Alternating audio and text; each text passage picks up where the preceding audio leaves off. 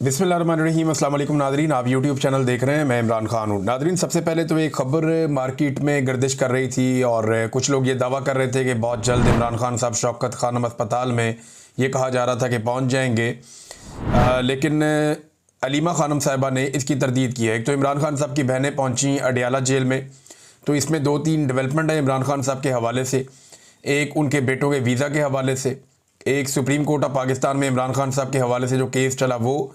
कि उनकी जो ज़मानतें हैं 9 मई के मामलात में, और दूसरा शौकत खानम में क्या उन्हें शिफ्ट किया जाएगा।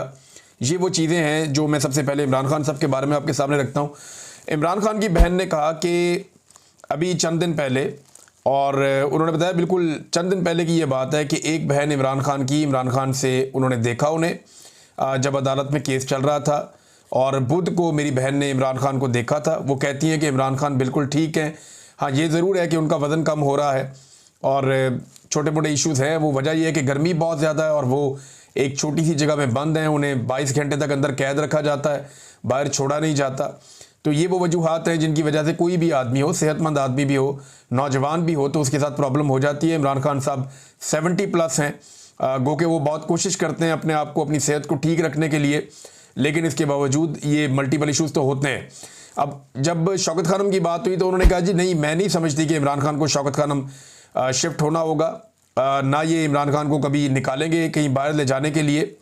और ना ही वो बिस्तर पर पड़ने वाले हैं। यानी वो ये आदमी जाएगा ना जो बिस्तर पे पड़ जाएगा, जिसकी कमर लग जाएगी बिस्तर के साथ, तो उसको हॉस्पिटल लेकर जाना पड़ेगा। तो इमरान खान तो ऐसे नहीं है, वो हिम्मत वाले आदमी हैं। मुझे नहीं मालूम कि ये बात कहाँ से आई कि गंडापुर ने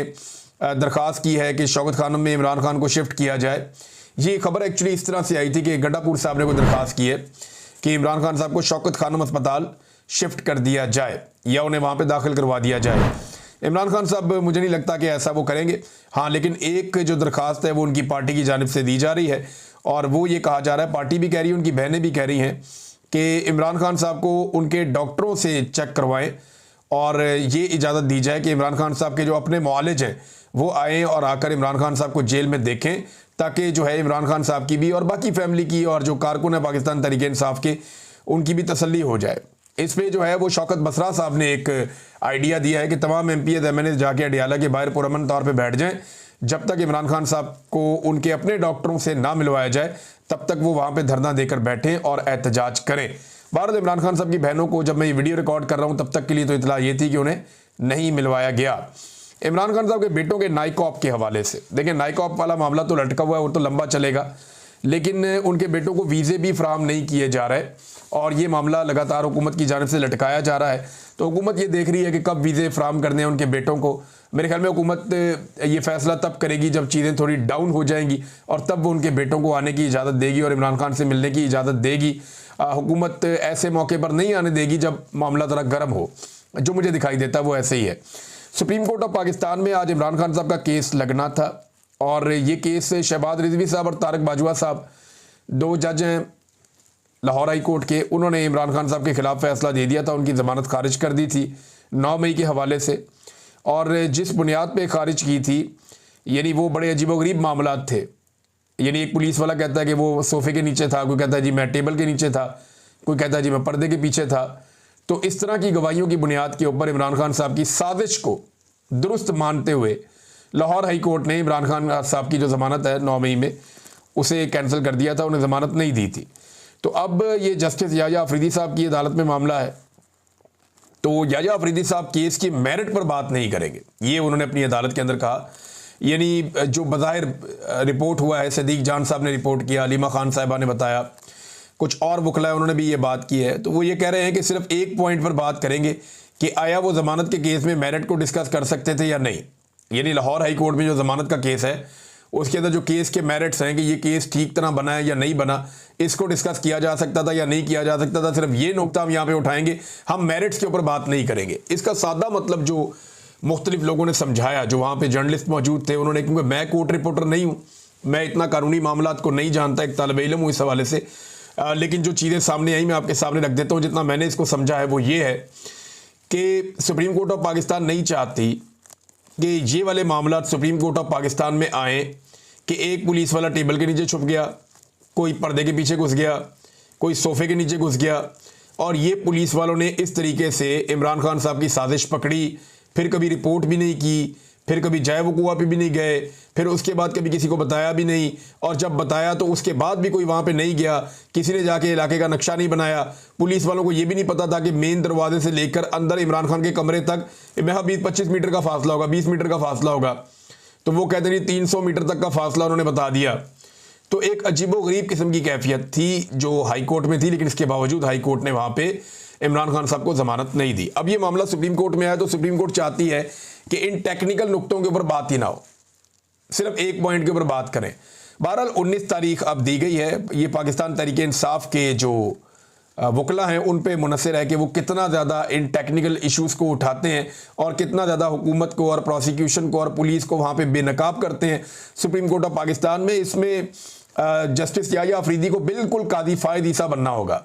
अगर तो वो ये चाहते हैं कि बिल्कुल भी जजेस और पुलिस और पूरा जो इंतज़ामी स्ट्रक्चर है वो एक्सपोज ना हो, तो फिर उन्हें हर हाल में मेरिट्स जो है वो डिस्कस नहीं होने देने चाहिए, यानी उन्हें कोशिश करनी होगी बिल्कुल कादी फायद ईसा की तरह बन जाए और कोई ऐसी बात सुने ही ना, और बल्कि सुनने से इनकार कर दें जिस बात पे इंसाफ हो सकता हो या जिस बात के ऊपर कोई सवाल उठता हो वो सवालात ही उठने ना दें। इस लेवल पे उन्हें जाना होगा। अब देखते हैं कि 19 तारीख को पाकिस्तान तहरीक इंसाफ के जो वकला है वो कितनी तैयारी करके जाते हैं। बहरहाल इन्होंने वकला ने इस केस को बहुत ज़्यादा एक्सपोज भी किया है। नादरीन, एक और इम्पॉर्टेंट खबर है और वो ये है कि अमेरिका की सरजमीन पर आसिम मुनीर साहब ने जो एक तकरीब से खिताब किया, यहाँ पे कोई 100 से 150 लोग मौजूद थे और ये पाकिस्तानी थे, इन्हें इकट्ठा करके लाया गया था। तो आसिम मुनीर साहब ने गालिबन टैंपा में ये खिताब किया है और वहाँ पे मुख्तलिफ हवालों से उनका खिताब मुतनाज़ हो गया। अब कोई वीडियो तो है नहीं, ये जो लोग जिन्होंने सुना उन्होंने यहाँ के बाहर रिपोर्ट किया और उनके ज़रिए से ये मीडिया के अंदर खबरें छप गई। अब वो खबरें छपने के बाद कहीं से तरदीदें आ रही, कहीं से तस्दीकें आ रही हैं, लेकिन एक चीज़ तो क्लियर है कि आर्मी चीफ साहब ने